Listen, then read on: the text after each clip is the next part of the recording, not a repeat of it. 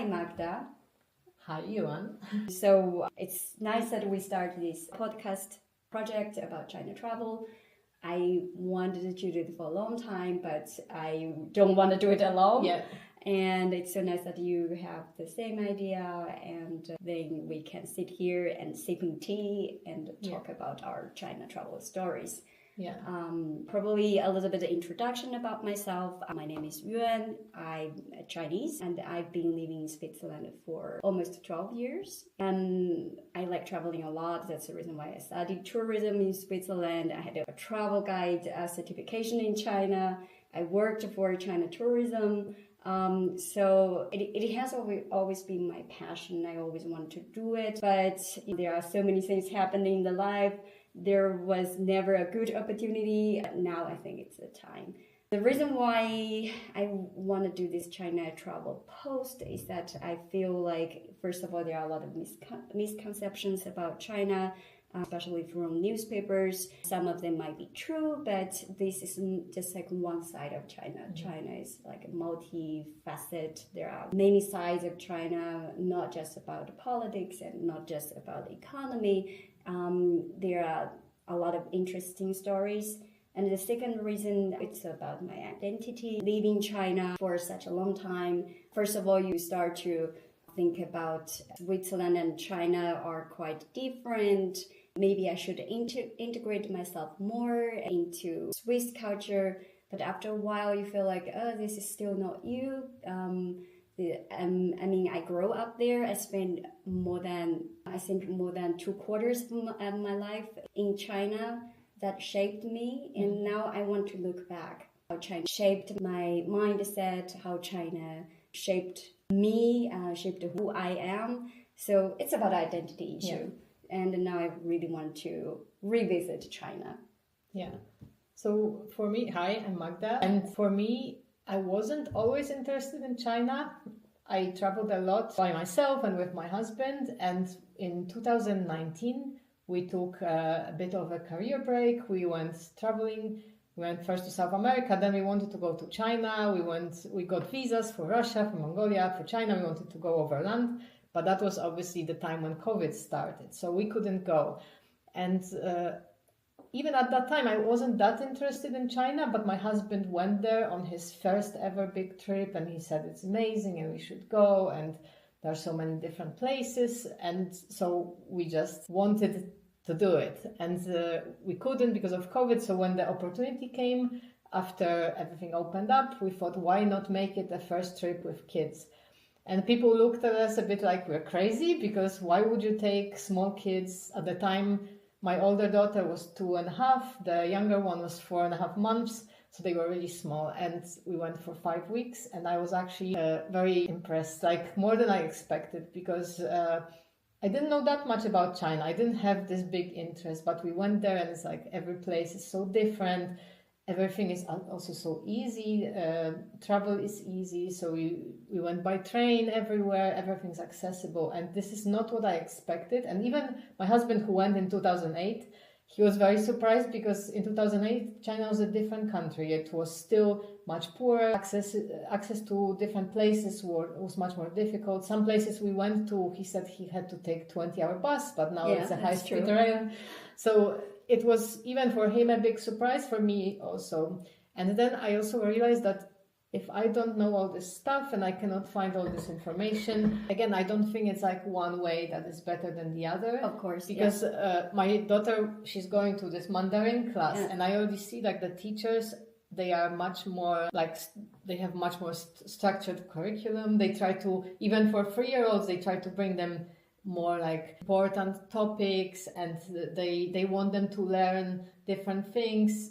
On the other hand, I think in Switzerland there's much more stress on independence, and even though they don't really learn much in kindergarten, it's more about like you should be going by yourself to school. You should be able to like do your, like take care of your clothes, take care of yourself. Exactly. So, and also like regarding sports, for example, I think in Switzerland it's more like free play, like a bit dangerous somehow, and in Switzerland in China it's more like they learned a lot. Sometimes I've seen videos of like kindergarten kids playing like doing tricks with basketball. Yeah, exactly. So it's more like you teach them skills, but at the same time you see sometimes 7-year-olds that have bikes with these side wheels because the parents are scared of teaching them. So it's really interesting how it's very different. And again, like they can learn from us and we can learn from them, right? And I think sometimes we don't appreciate it here in Europe, that we have a lot of things that we can learn and benefit and integrate it in our own, way we raise kids and do things. What I want to also show is that what you said is correct, but I also want to show there are alternatives in China about education, for example, this topic. There are also alternative kindergartens in China, focusing on more independence, project-based learning, etc. So this is also I want to show people. Like, yes, there are China with like really stereotyped, like strict curriculum and a lot of drills, like you have to practice until you're perfect. But they are also different. There are tiger moms, tiger parents, but there are no tiger as well. Maybe cat parents as well. So that's also what I want to show people. They are really, China is so big. And people just forget how big it is. And also the population. 1.4 billion statistically. It's big. I don't know, it's bigger than Europe, right? So it's like in terms of population. So also the size-wise. Size-wise as well. So what's also, I think people don't appreciate, it's like what might be true for like 50-year-old people doing certain things certain way. When you come to the 20 or 30 years old, they're actually, they travel a lot. They know, obviously not everyone, but like some of them traveled a lot abroad. Some of them lived abroad and came back to China, and they kind of try to see the world through this combined lens. So it's not really one way in China. And I think what we will see probably in the next 10 years, China will also evolve. The people who are now 20-year-olds, they will be, maybe some of them will go in government, they will run companies.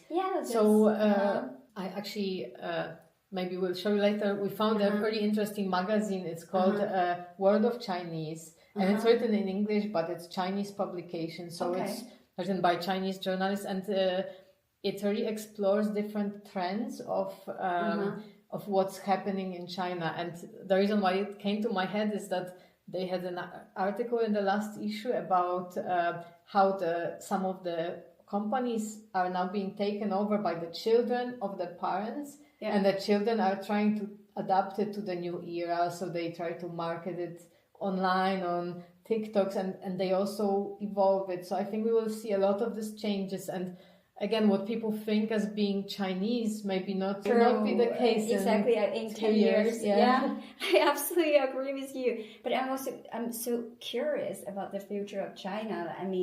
What you have mentioned was like young people, well-traveled and well-informed, given the widespread of the internet. So their mindset is so different. Even me, with my parents, we have a lot of fight, a lot of issues, just simply because we grew up every kid in every country. Maybe we could talk about how we met. Actually, that's also a nice story, I would say. So like you were working for the China National Tourism Office, and you were sponsoring, you had a booth at the... We just had a stand and we want to promote China tourism. Mid-Autumn Festival in Basel. And me and my husband, we always look for this kind of events in Switzerland. So we came there already once before, and this was our second time, and we were walking around, and I think my husband already saw your website actually, but I didn't, at the time I didn't even register that. He sent me, Ni Hao China, you should take a look. But I didn't have time, and then we came, you had those guidebooks you were giving away for free, so we started talking. I was asking like kind of, what do you do, who you are, because I'm interested in this, and I mentioned to you that I have a blog, and you immediately we exchanged contacts, and when we met back in the tourism office, it was like we talked, I think 2-3 hours just about everything China related, because also even though I have a blog, but I'm specifically interested in China, so it's I really want to understand more, learn more, go in more places. And yeah, so we had such a big overlap, I think, in our interests. Exactly. And we went to fam trips together. Yeah. We had, later a lot of story to share about fam trips. I think that's also very interesting. Yeah. We could definitely make one episode just simply about the fam trips. Yeah. And if anyone, probably people don't know, like fam trip is this kind of type of a trip where you are invited by tourism organization from a country, and the purpose is to familiarize people with it so that they know it better, see different places, and it's sometimes for press, sometimes it's for travel journalists, bloggers, influencers, travel agencies.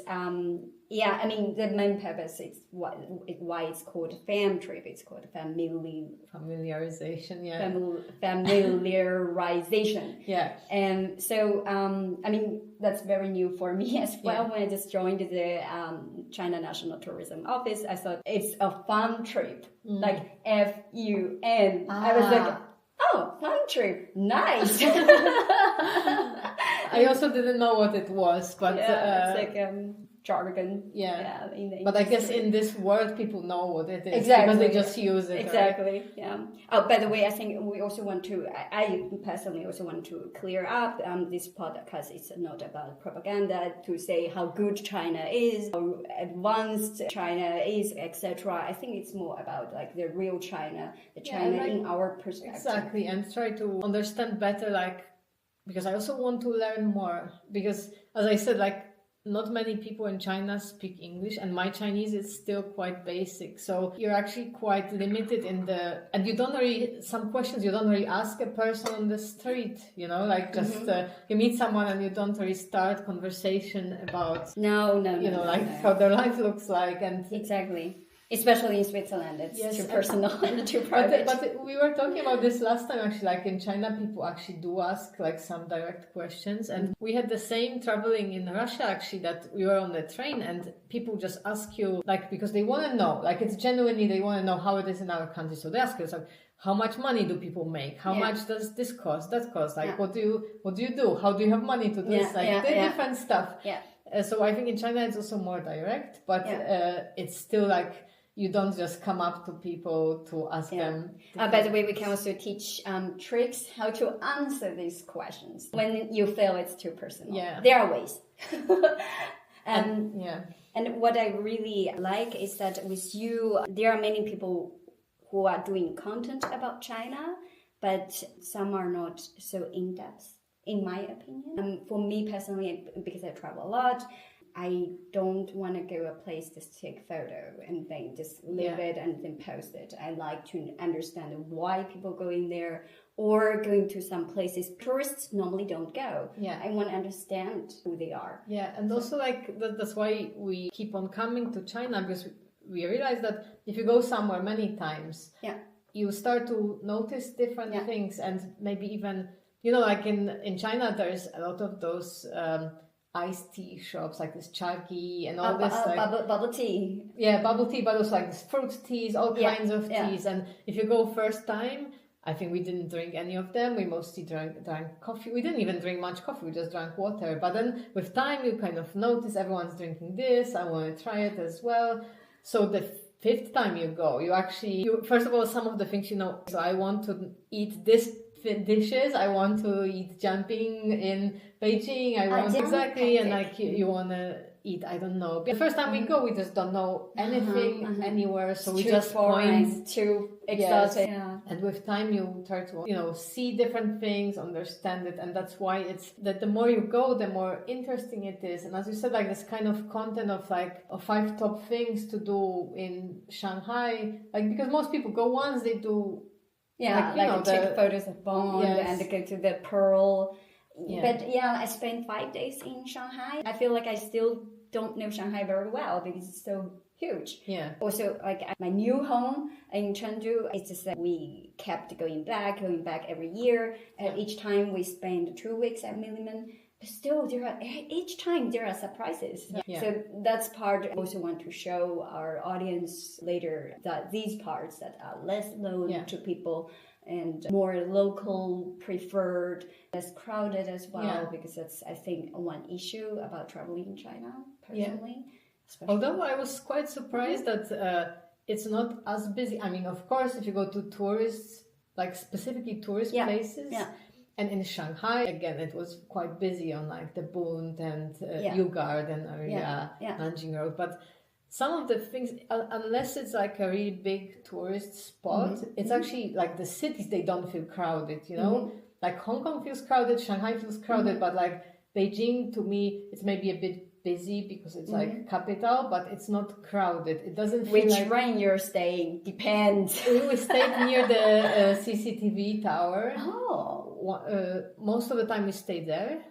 So Guamao, and then once we stayed in which Pudong, time slot you're traveling? Maybe you have like not the a tourist. But we still expected, you know, like more busy. Of course, it's busy, but like London is also very, very busy. Like, yes, that's I think true. if I compared my expectation, of course, it's busier than Zurich. Like Zurich peak time is still you're spoiled. Yeah. But I'm comparing like to Paris and London, like the big cities that I know from Europe, and those are very, very busy. People are pushing a lot. Like it felt like, and of course, sometimes it's busy, but it doesn't feel like it's so many people because I think our expectation first time was like, it will be so crowded, so many people. How do we not lose the kids or stuff like this? But it's actually, it's not different. And you know, when I think, I mean, these places are worth going as well. I mean, like the Nanjing Road, for example, just like simply just walk through and follow the flow. Yeah.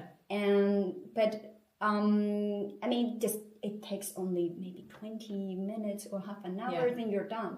Then you have the rest of time to discover something else. What I really like to do, like for example, when we were in Hainan, when I was alone, I mean, I just like simply doing the main streets, like the really pedestrian roads with a lot of commercial stores and shopping malls, etc. I just took a turn to the side. It's like totally different, like two different worlds. And that's what I like a lot, you know, getting lost. For us, like because we go with kids all the time, so when you see like the parks, it's like we don't need really big attractions. We just go, we find a big park, and we know that there will be people sitting there. They will be dancing, maybe playing games, and we just watch. And it's very interesting for the kids. So for us, the biggest memories we have from China is actually not the top attractions we've seen, but those kind of quiet moments. You show up somewhere and you realize like, oh, there are people just enjoying themselves. Yeah, exactly. That's what I also like, the best memory. I mean, of course, I still remember, for example, in Chengdu, how busy and bustling, you know, the Kuanzhai xiangzi, the alleys and the shopping street are. But what I remember most is like me with my kids. We can also do one episode, traveling with kids. It's about like going to big parks, a little bit suburb, and riding bikes. Just simply like local. And you don't really have to go to these places. Just once it's enough, but you still have a lot of time to discover more. Speaking back tea, what we want to do is like each episode we want to try some teas and then taste about it and maybe explain a little bit about it. Today we're not very prepared, but we have jasmine tea, which is quite mild, I would say, like in general. And today we're having jasmine tea from Fujian province. It's one of the biggest province in China producing and exporting tea. Because they are a coastline city, so they start export. They are known, right? Like they would be the province that is known outside of China for tea. I guess along Yunnan. I don't know what. There are so many places for tea. I mean, for example, Hangzhou for green tea, Longjing, Yunnan for pu'er. My hometown is also famous for jasmine tea as well, and green tea more from my region. By the way, I'm from Sichuan province. But jasmine tea is still one of my favorite, even though people say, okay, you don't really taste the tea because there's jasmine infused into that, but I like it. I think there's so many nice teas, and I like different teas for different reasons. I think jasmine is quite soft, and so there's a lot of things. An episode. Yeah, I think we should wrap it up because I think we could talk for Yeah, different forever. topics and keep Yeah. it. Yeah. So we will wrap up